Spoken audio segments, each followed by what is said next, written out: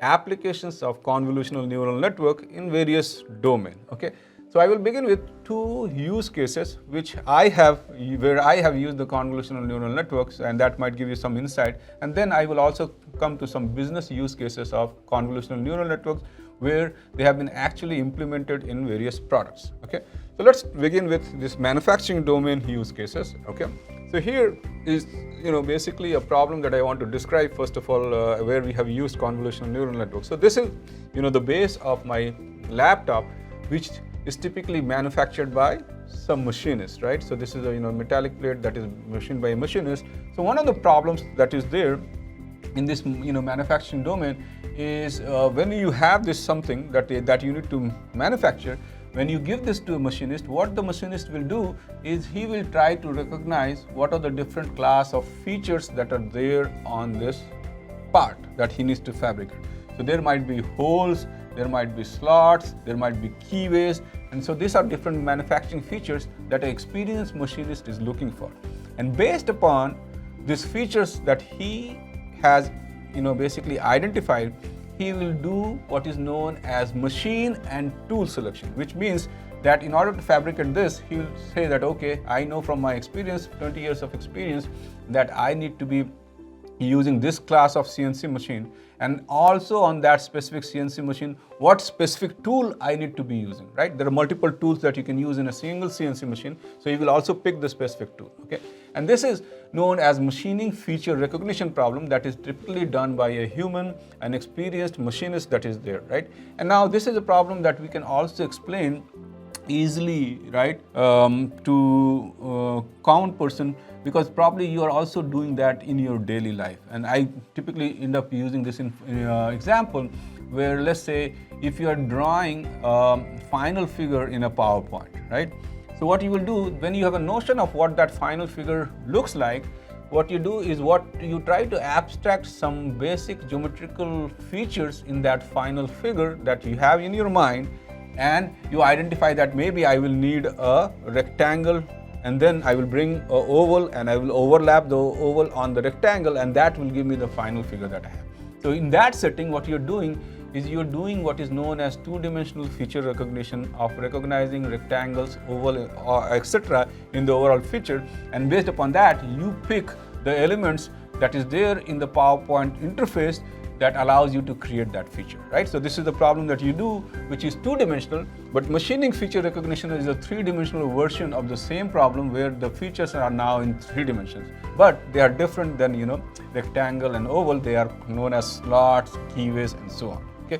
And so what we want to do is essentially we want to, recognize those features automatically without the help of a human machinist. And that, if we do that, then it will help us in creating what is known as computer-aided process planning, which means that instead of using the human, we can automatically plan, which means that we can automatically select the machine and the specific tool that will be needed to fabricate that part itself. Okay, so this is known as computer-aided process planning.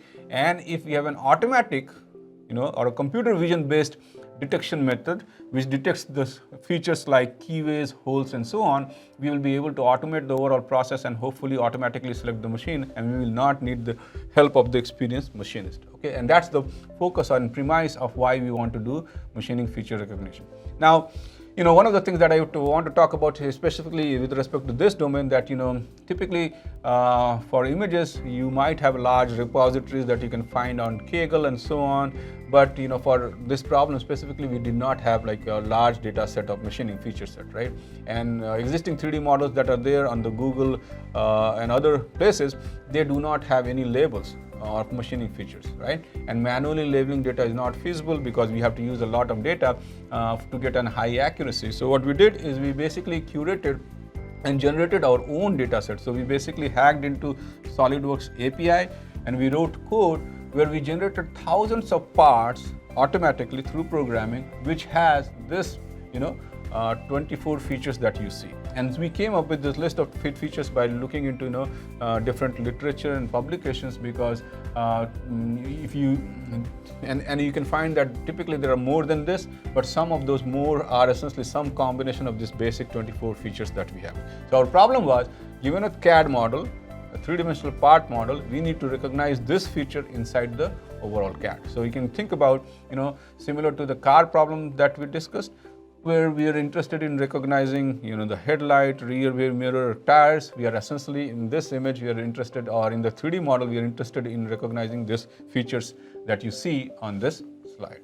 In order to, recognize what we do, think about, if you have a part, we can voxelize that part. Similar to an image which can have pixel, we can have a part and we can voxelize that part, and now we have essentially, this voxelization where there is a material, that will be 1, where there is no material, that will be 0. So we essentially have a 3-channel image which can be used to represent a 3D model that we have. And on top of that, we basically customize the convolutional neural networks with a customized neural network, because we tried using standard neural networks that existed in the literature, but they were not giving us high accuracy. So that's why you need to also try out what specific set of convolution parameters that you will select with respect to your problem that will give you quality output in terms of recognition. So we customize this, and we have multiple layers of convolution and max pooling operation, and finally you can see that we have fully connected layer, which is essentially the deep neural network portion of the convolutional neural network.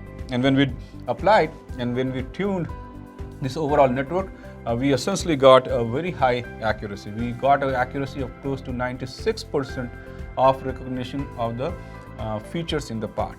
Now, previous to that, previous to applying CNN for this class of problem, if you use classical machine learning techniques, then the accuracy of feature detections were in the literature were reported somewhere close to 60-65%. And some of those were also heuristic algorithms, so they are not general purpose, and they only work for specific cases. So, and this is something that we worked on as a problem in 2017, and when we reported, there was this very good jump from 65% to 95%, 96% accuracy that we reported for this class of problems in manufacturing domain. So this is an application example where you can basically use a CNN type of architecture to do manufacturing feature detection inside 3D CAD model, which could be used for automated process planning.